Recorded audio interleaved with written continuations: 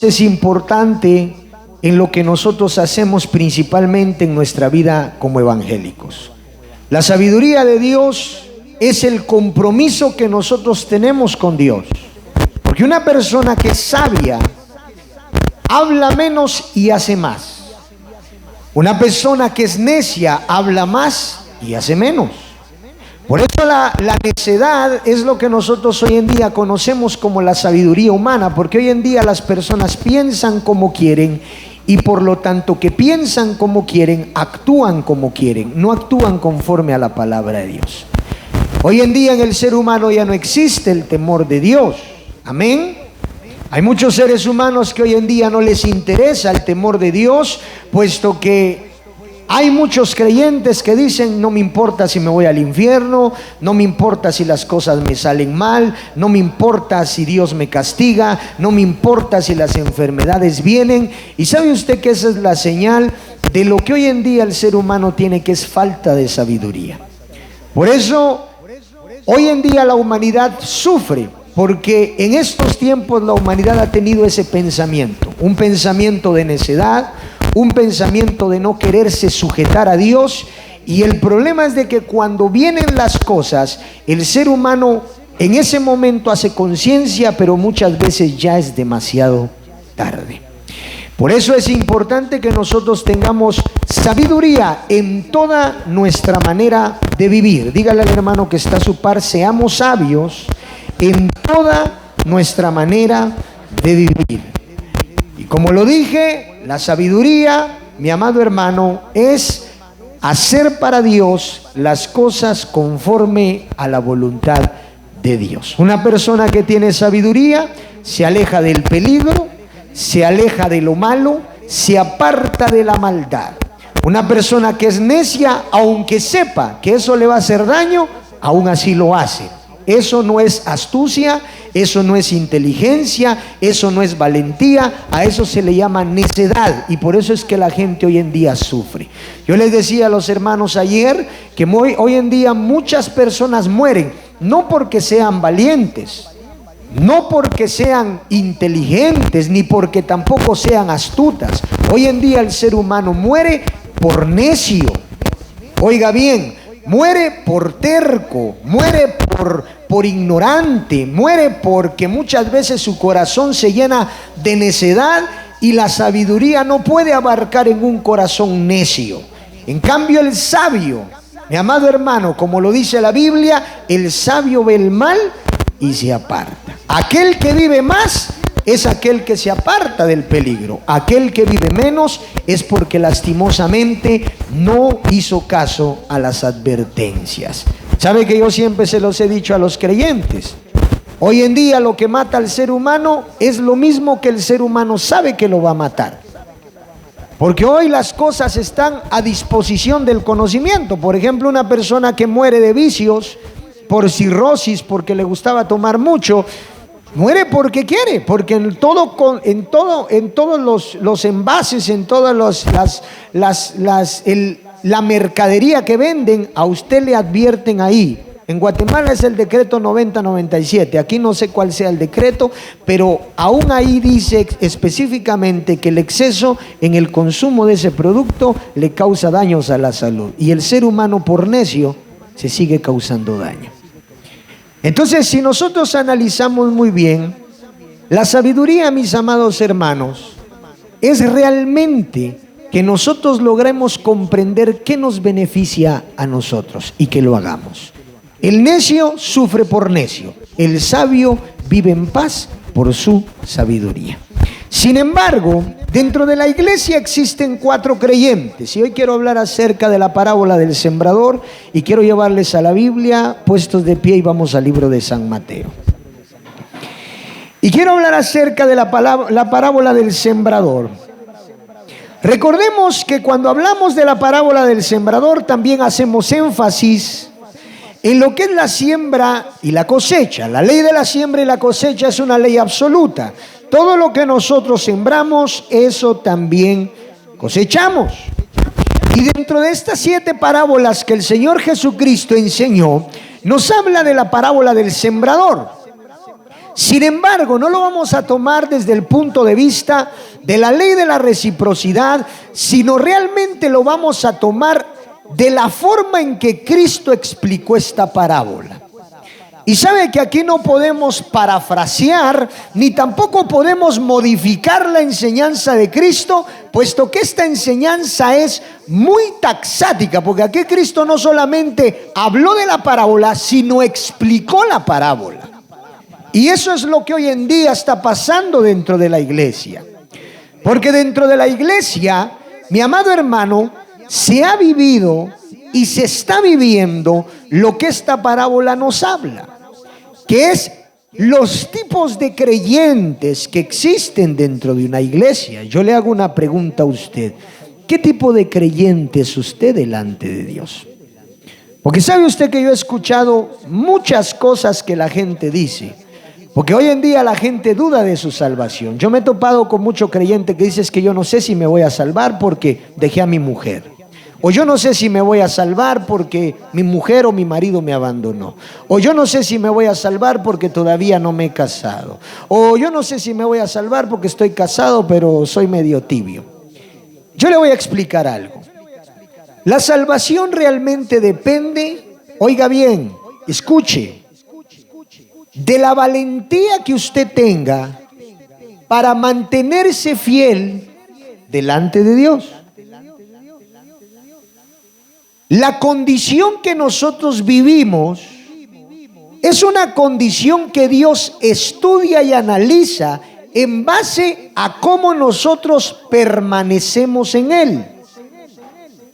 Por eso es que la Biblia es muy enfática cuando dice: el que perseverare hasta el fin, ese será salvo. El día que usted se presente delante de Dios y a usted le toque entregar cuentas, el que va a decidir si usted se va a salvar o no se va a salvar, no voy a ser yo. Ni tampoco va a ser el hermano que está a su par, ni tampoco el hermano que está enfrente, ni tampoco su papá, ni tampoco su mamá, sino el que va a decidir eso va a ser Dios. En base a sus obras, en base a su vida espiritual, en base a todo lo que usted haya hecho, mi amado hermano, porque enfrente de usted se van a abrir los libros, primero de la vida, de las obras y de las memorias. Y según esos libros, mi amado hermano, usted va a ser juzgado. Y por eso hay algo que uno tiene que comprender, que aquí la parábola del sembrador nos habla acerca de estos 4 creyentes que Cristo habló, que el Señor Jesucristo exhortaba a que nosotros evitáramos ser como los primeros 3 creyentes que vamos a leer, y que buscáramos ser como el único creyente dentro del cual la palabra de Dios caía como una semilla que cae en buena tierra. Porque hay mucho creyente que se aleja de Dios, mi amado hermano, o deja de servirle a Dios, o deja de acercarse a Dios, porque cree, según lo que él piensa, que no se va a salvar. Oiga bien, hermano, si así fuese, créame que ninguno se salvaría. Porque la salvación viene a ser el premio. Dígale al hermano que está a su par: la salvación es el premio del esfuerzo que usted tenga hacia las cosas de Dios. Y sabe que yo he dicho algo, y lo voy a decir ahorita antes de leer lo que vamos a leer. El Señor valora más aquella persona que se le es más difícil, tal vez, llevar una vida espiritual estable, pero que se esfuerza más. ¿Dicen amén? No quiero que vaya a malinterpretar lo que voy a decir, pero tómelo de esta forma. Una persona que vino del mundo, que vio muchas cosas que tal vez nosotros que hemos nacido en el Evangelio no hemos visto. Porque la mayoría aquí ha nacido en el Evangelio y la mayoría de los que hemos nacido en el Evangelio no hemos visto muchas cosas que otros han visto. Hay gente que ha sufrido más que nosotros. Amén. Si nosotros como evangélicos que hemos nacido en el Evangelio sufrimos es porque nos hemos descarriado. Pero hay gente que no nació en el Evangelio, nació tal vez en familias en donde habían muchos problemas, en donde habían muchos conflictos, tal vez nacieron en lugares en donde sufrieron desde niños y pasaron muchas situaciones adversas que dañaron su mente. Dicen amén. Y esa persona tal vez al momento de que fue creciendo, fue buscando la manera de salir de todas esas situaciones difíciles y al final encontró a Dios, se convirtió al Evangelio, aceptó a Cristo como su único y suficiente Salvador y se comprometió con Dios, y tal vez ese proceso de conversión le costó mucho porque le costó dejar su vida pasada, sus traumas, sus vicios, le costó dejar tantas cosas que vivió, a diferencia de usted que nació en el Evangelio. Amén. Que muchos de ustedes tal vez ni siquiera sufrieron. Dicen gloria a Dios.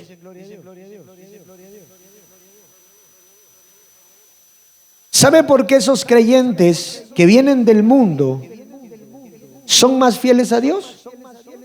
Por el proceso que han llevado. Y eso es lo que Dios admira, porque Dios no lo va a juzgar por la vida que tuvo, sino por la vida que está formando, aunque le cueste, porque Dios está viendo ¿qué? Su esfuerzo. Lo que pasa es de que hoy en día el creyente se ha acomodado a tener una vida muy simple. Y hoy el creyente ya no se quiere esforzar. Entonces para el creyente es más fácil decir, no tengo salvación. ¿Verdad que sí? O yo no sé si voy a ser salvo.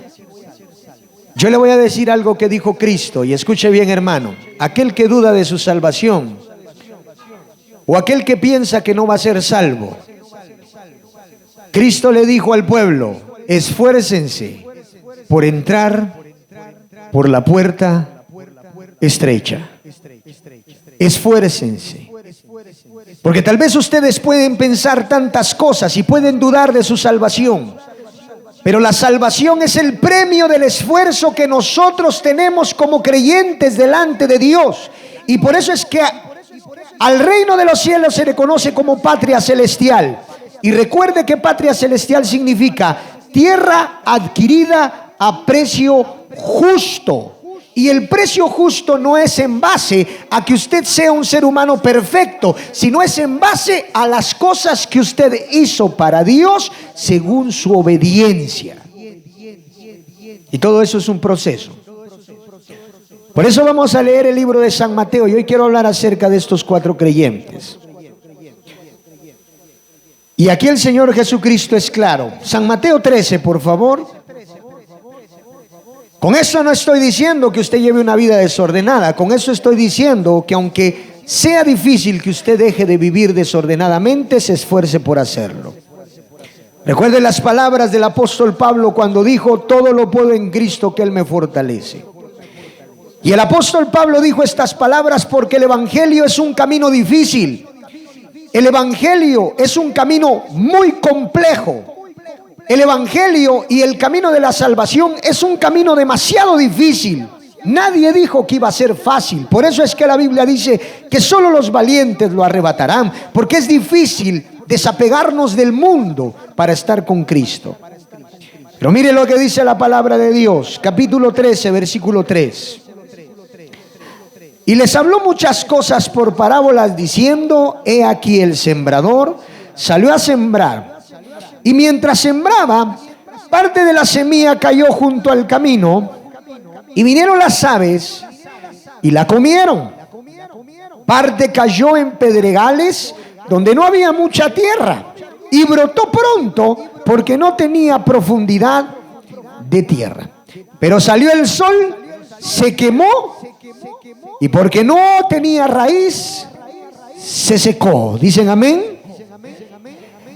Y parte cayó entre espinos, y los espinos crecieron y la ahogaron. Pero parte cayó en buena tierra y dio fruto, cual a 100, cual a 70 y cual a 30 por uno. ¿Dicen amén? Mire pues, aquí la Biblia nos habla de 4 creyentes, pero en el último menciona 3 creyentes más. Quiero que usted escuche. El creyente que da 100, el creyente que da 70 y el creyente que da 30. ¿Dicen amén? Porque van a haber creyentes que tal vez no sean tan buenos. No me refiero a que sean malos, me refiero a que les cueste más. Van a haber creyentes que tal vez les cueste un poquito más orar que otros. ¿Se ha dado cuenta usted que hay creyentes que oran más que otros? Creyentes que saben orar. Pero eso no quiere decir que aquel que ora poquito Dios no lo va a escuchar. No. Una cosa es una oración estéril y otra cosa es una oración corta. Dicen gloria a Dios. Hay creyentes que se les es más difícil ayunar. Hay creyentes que sacan sus 3 días de ayuno, sus 3 pachas de aceite, como que sin nada, ¿verdad? Y hay otros que usted los mira y le cuesta, y usted le pregunta, hermano, ¿y cómo se siente? La verdad, ministro, qué débil, pero aquí voy. Pero va. Amén. Puede sentarse, muchas gracias. Entonces, aquí en la parábola del sembrador, el Señor Jesucristo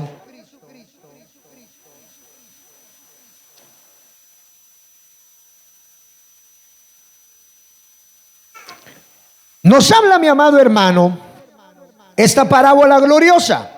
Y vamos a comenzar hablando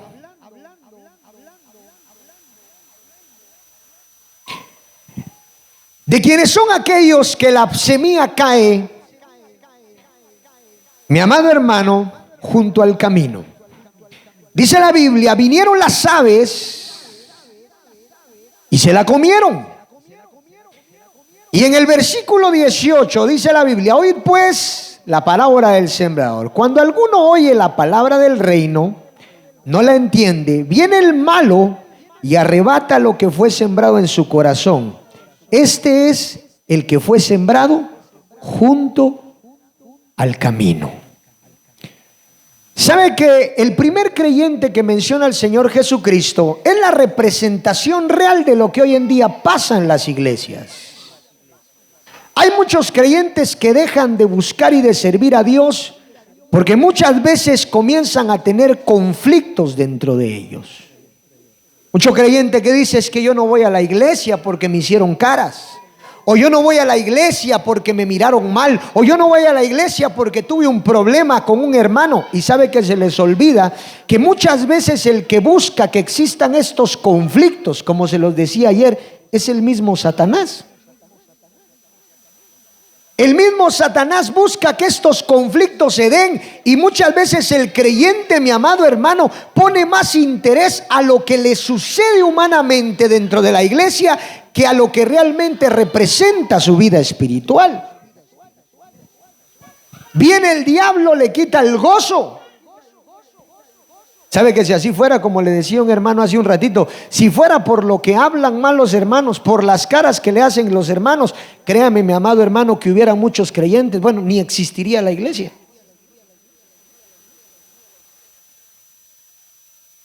No tendría sentido.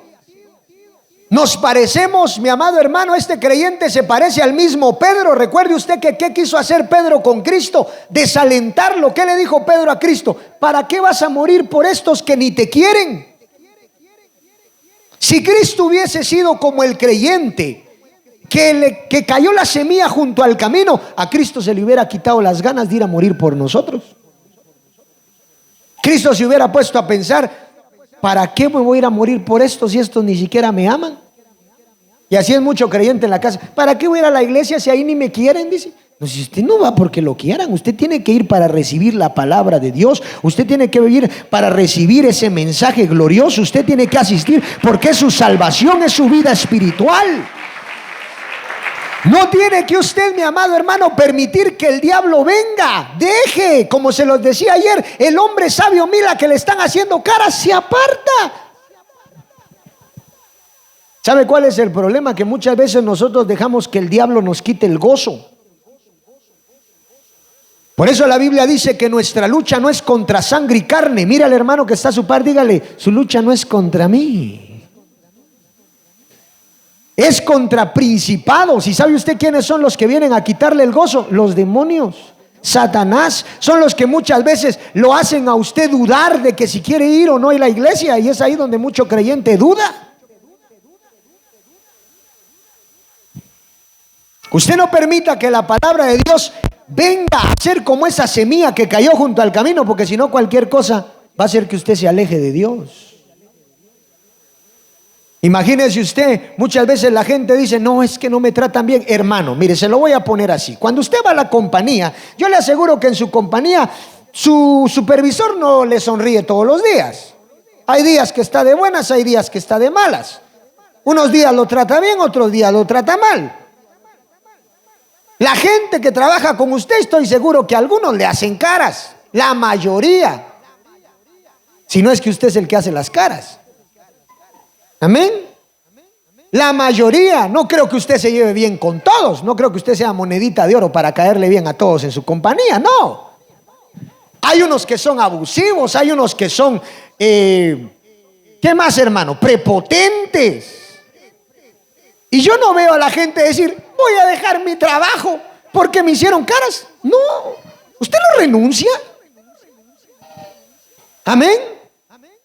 Usted no renuncia. Yo no he escuchado que algún hermano venga a decirme, mire, ministro, voy a renunciar de mi trabajo porque la persona que está como supervisor me trata mal. Nunca. Al contrario, yo he escuchado mucha gente venir y decirme, ministro, ore por mí para que el Señor me dé las fuerzas para seguir adelante en mi trabajo, porque tengo una persona que me está tratando mal. Pero no lo he escuchado decir, voy a renunciar. ¿Qué pasa entonces con las cosas de Dios? Dicen amén. ¿Por qué no doblar nuestras rodillas y decirle, Señor, mira, hay una hermanita que me está haciendo caritas? Transfórmale su cara, llénala de paz.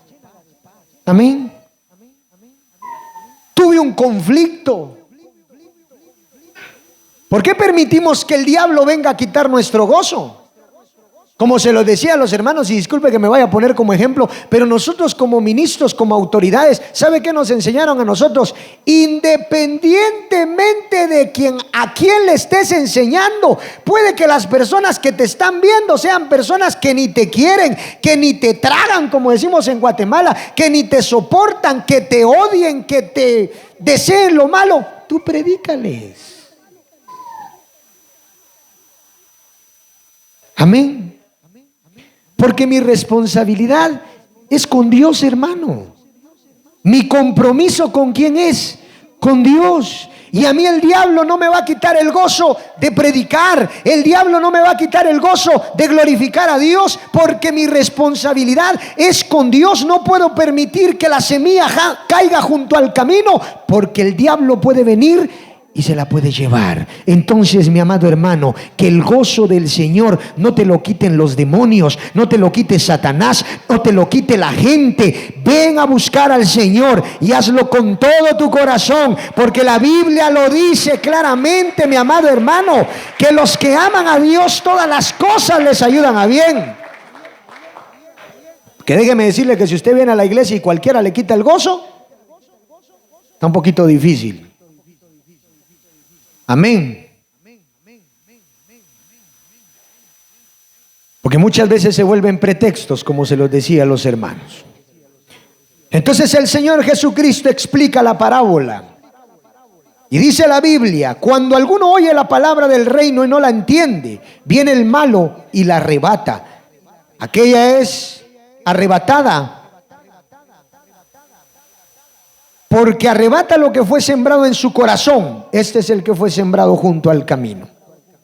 Creo que es indispensable reconocer que nada ni nadie puede quitarnos lo que Dios nos ha dado. Van a haber situaciones adversas. Pero usted no tiene que dejar de hacer para Dios lo que es de Dios. Ese es el que cayó junto al camino. Aquellos que permiten que el enemigo venga a quitarles el gozo. Si usted no quiere que el enemigo le quite el gozo, que el enemigo le quite las ganas de servir a Dios, de buscar a Dios, lea más la Biblia.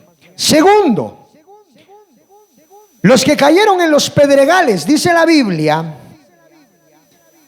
pero no tiene, dice la Biblia, el que fue sembrado en pedregales, en el versículo 20, este es el que oye la palabra y al momento que la recibe con gozo, pero no tiene raíz en sí, sino que es de corta duración, pues al venir la aflicción o la persecución por causa de la palabra, luego ¿qué? Tropieza.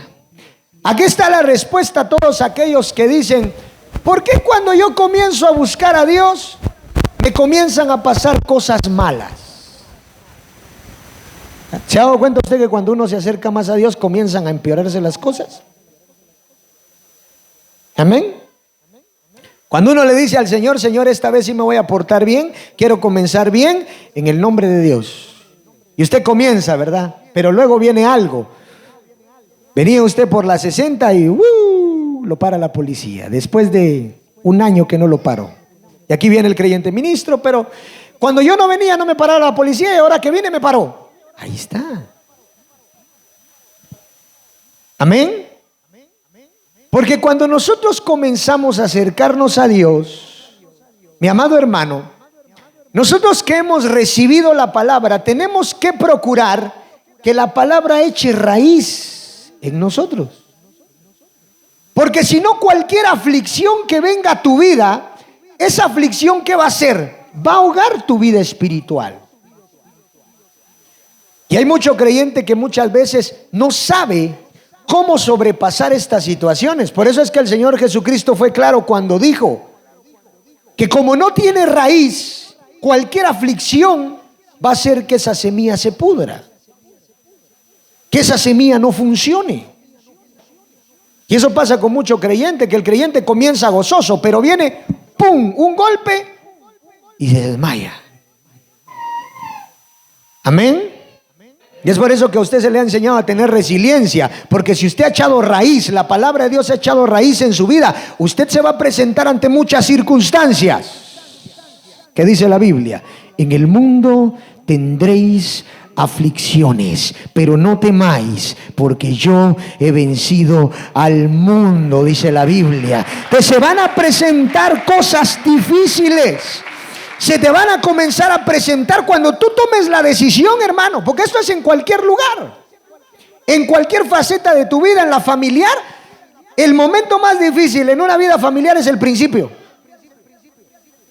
El momento más difícil en un negocio es el principio. El momento más difícil en la vida espiritual es el principio, porque en el principio van a haber muchos obstáculos, van a haber muchas complicaciones, van a haber muchas cosas que vas a hacer que al diablo no le van a gustar, y es ahí donde el diablo va a comenzar a poner aflicciones en tu vida. Te van a comenzar a pasar cosas.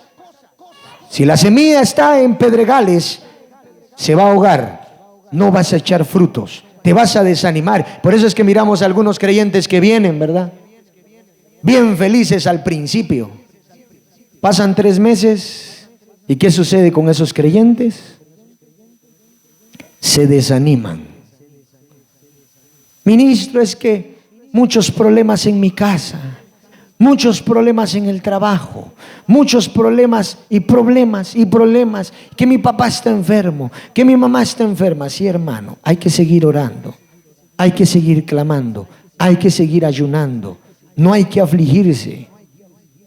Y si hay aflicción, hay que pedirle al Señor que el Señor restaure tu corazón, pero por nada del mundo permitas que las aflicciones te alejen de Dios, porque muchas veces la gente que se aleja de Dios termina ¿qué? Peor de lo que estaba.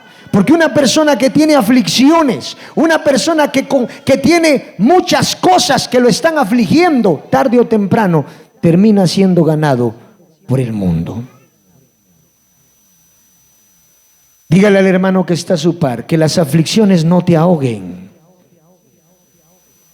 ¿Sabe qué le dije yo un día a una persona que me dijo, ministro, es que yo dejé de buscar a Dios porque tenía aflicciones?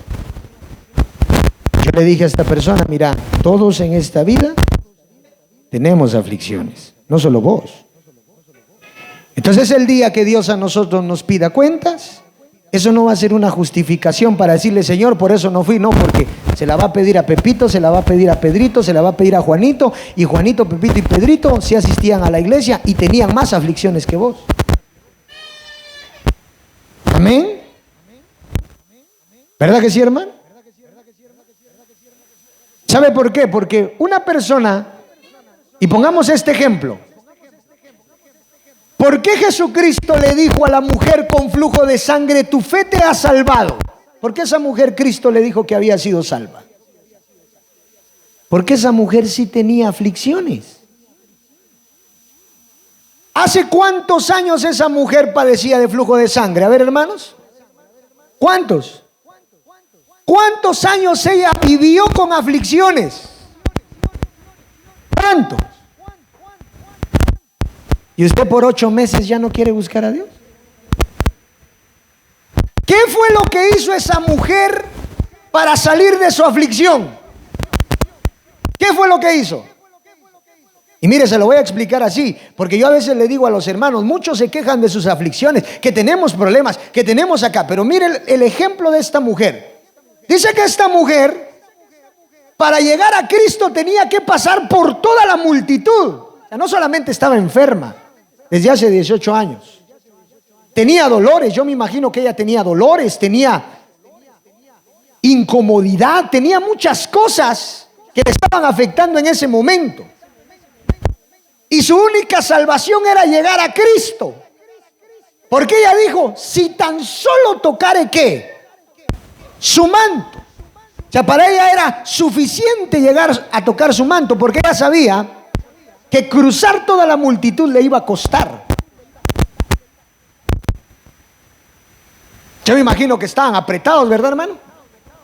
Porque eso dice la Biblia que los discípulos le dijeron, ¿ves que todo el mundo te aprieta y preguntas quién ha tocado mi manto? Imagino que estaban todos amontonados. Entonces esta mujer tuvo que pasar otra aflicción, porque para llegar a Cristo era un dilema.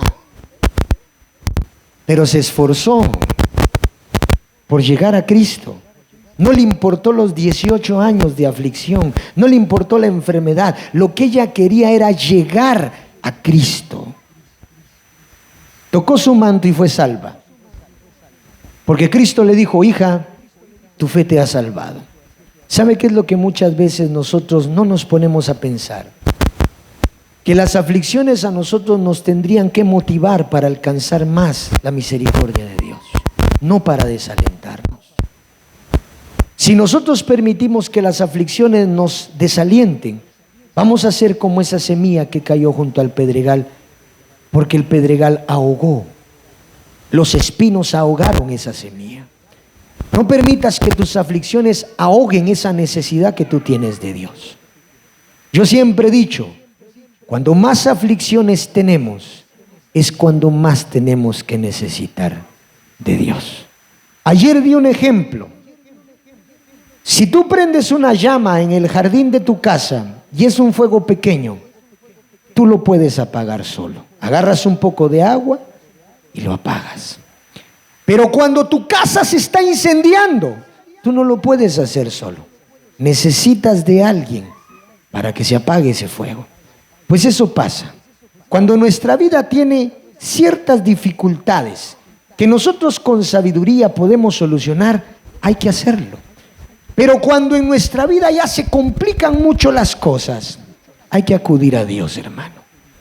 Hay que pedirle a Dios. Porque hay cosas que nosotros por nosotros mismos no podemos solucionar. Y más cuando son aflicciones. Si tú te sientes afligido y sientes que solo no puedes, no acudas a nadie más. Acude a Dios. Porque si no, las aflicciones pueden apagar tu vida y te pueden alejar de Dios. Mejor acércate a Dios y que Dios se encargue de esas aflicciones. Diga conmigo, en el mundo voy a tener aflicciones, pero no temeré, porque Cristo mi Señor ha vencido al mundo. ¿Dicen amén? Tercero, ya voy a concluir. El que fue sembrado entre espinos, ese es el que oye la palabra, pero el afán de este siglo y el engaño de las riquezas ahogan la palabra y se hace infructuosa. Así son los que fueron regados en los espinos. Los pedregales y los espinos tienen algo en común, que es, mi amado hermano, que las aflicciones y los afanes los ahogan. Amén. Hay mucho creyente que hoy en día le importa más enriquecerse que tener salvación. Amén. Y sabe que ese es un pensamiento que hasta se le ha pegado a las mujeres, porque antes las mujeres no pensaban tanto en las riquezas, ahora las mujeres ya quieren ser mujeres ricas, millonarias, ¿verdad? Yo he escuchado a mucha mujer decir, yo quiero ser millonaria. Antes la riqueza de una mujer era su familia. Amén. Habían mujeres que no les importaba tanto el dinero como ahora, les importaba más la salud y el bienestar de sus hijos. ¿Dicen gloria a Dios? Y es por eso que hoy el ser humano ha cambiado mucho su perspectiva. Se los dije hace algunas semanas, si usted vino a este país a hacerse millonario, le deseo mucha suerte. Amén. Y no porque no quiero que usted lo sea. No, el día que un miembro de aquí salga enriquecido, gloria a Dios. Amén. Pero ¿sabe usted que el que piensa mucho en las riquezas jamás las alcanza? Porque muchas veces el corazón del hombre se vuelve un corazón codicioso, ambicioso. Y ese corazón codicioso puede hacer que la palabra de Dios se ahogue. Por eso es que hay mucho creyente que no le importa su salvación con tal de tener dinero en la bolsa. Y es cierto, el dinero es necesario, pero no es indispensable. ¿Sabe que a mí me admira que mucho creyente no haya aprendido después de la pandemia que ni los hombres con más dinero en el mundo lograron salvar su vida con una enfermedad que no tenía cura? Amén. Y eso es lo que siempre les digo a los hermanos. No ahoguen la palabra de Dios con las riquezas que en algún momento Dios se las va a dar, pero puede que no se las dé aquí. Porque lo que muchas veces Dios busca para que el ser humano pueda tener algo material es que el ser humano de primero aprenda a tener sabiduría para tener lo material. Porque si el ser humano no tiene sabiduría para alcanzar lo material, eso material le puede servir para su propia destrucción. Amén. Y el único que le da al hombre para que el hombre se destruya es el diablo. Por eso cuando el diablo tentó a Cristo, ¿qué le dijo? Si tú postrado me adorares, todo esto te daré, porque al diablo no le importaba que el ser humano tuviera con tal de que lo adorara. Al diablo no le hubiera importado qué iba a hacer. Dicen amén. Al diablo no le importaba o no le importa si el ser humano recibe de él riquezas y las usa para perderse. En cambio a Dios sí, porque recuerde usted que si Dios hizo a Salomón un hombre rico según su sabiduría, fue porque lo primero que tuvo Salomón fue sabiduría. Amén. Y eso es lo que usted tiene que lograr hacer. No envanecerse, no afanarse, porque muchas veces el creyente, un trabajo, 2 trabajos, overtime y dinero tras dinero tras dinero. ¿Y su salvación qué, hermano?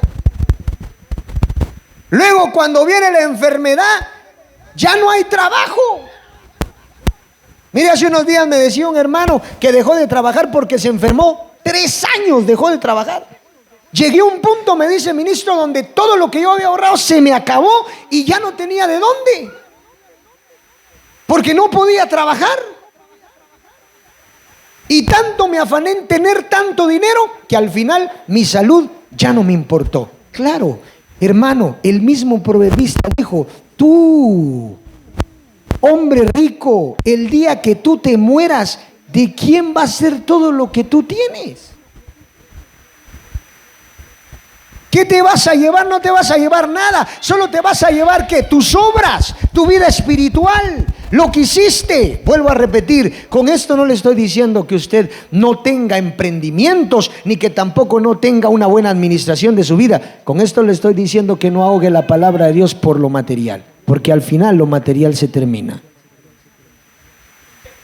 Con esto le estoy diciendo que el día tiene 24 horas, 8 horas para trabajar, 8 horas para dormir y 8 horas para buscar a Dios. Dicen amén. Y que sea un buen administrador de su vida y que esas horas que usted utilice para trabajar a Dios le sirvan para que esas riquezas no solamente las tenga aquí en la tierra, sino más bien las tenga en el cielo. Amén. Donde los ladrones no hurtan. Porque donde está nuestro tesoro, ahí estará ¿qué? Nuestro corazón. ¿Y qué dice la Biblia? Buscad primeramente el reino de Dios y su justicia, y todas las demás cosas serán añadidas. Usted se va a dar cuenta que en esta generación el ser humano no va a ser más por tener más dinero, va a ser más por cuidarse. Amén. No piense, no se afane, no deje que los espinos ahoguen la palabra de Dios. No deje de buscar a Dios por algo material. No deje de buscar a Dios por enriquecerse. No, Dios lo va a hacer rico a usted. Pero Dios de primero tiene que enseñarle cómo usted tiene que tener. Porque Dios nos da, pero no nos da para perdernos. Dios nos da para que aprendamos a ser buenos administradores. Por último, el que fue sembrado en buena tierra, este es el que oye y entiende la palabra y da fruto y produce a 170 y 30 por uno. Diga conmigo, la palabra de Dios ha caído en buena tierra para hacer de mi vida una vida fructuosa. Buscad primeramente el reino de Dios y su justicia, y todo lo demás vendrá por añadidura. Dígale al hermano que está a su par, escuchemos la palabra de Dios. Aprendamos la palabra de Dios y vivamos la palabra de Dios, para que todos los frutos que hagamos, Dios nos los recompense. Porque todo lo que el hombre siembra, no se afane. El afanarse muchas veces destruye. Hoy va a salir un poquito tarde de la iglesia, pero ¿sabe por qué? Porque la otra semana hay distrito, y cuando hay distrito y se le predica a usted por teléfono, a la 1 sale de aquí. Amén.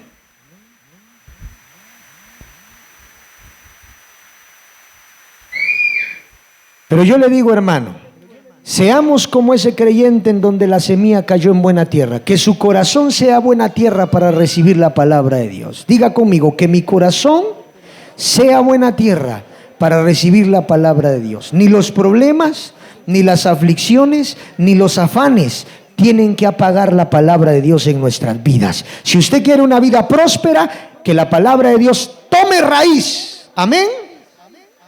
Así como usted sabe que en la siembra, una buena siembra es cuando la raíz crece, así tiene que ser la palabra de Dios en su corazón.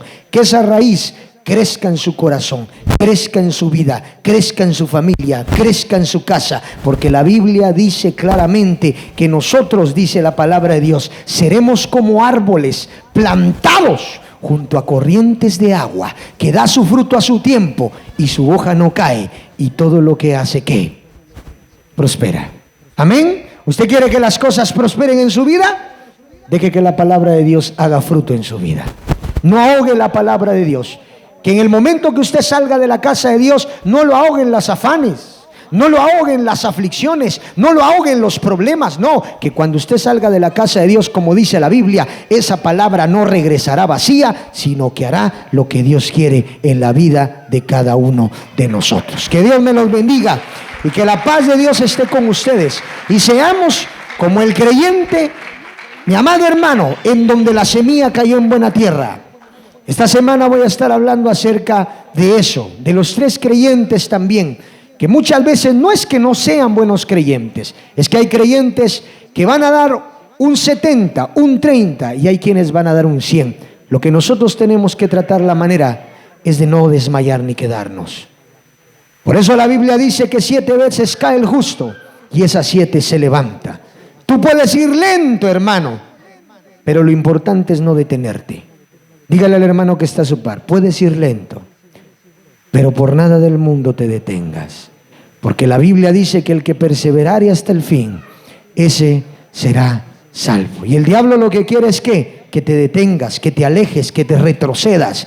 No es permitido eso para los hijos de Dios. Así que Dios me los bendiga a todos, que la paz de Dios esté con ustedes, mis amados hermanos.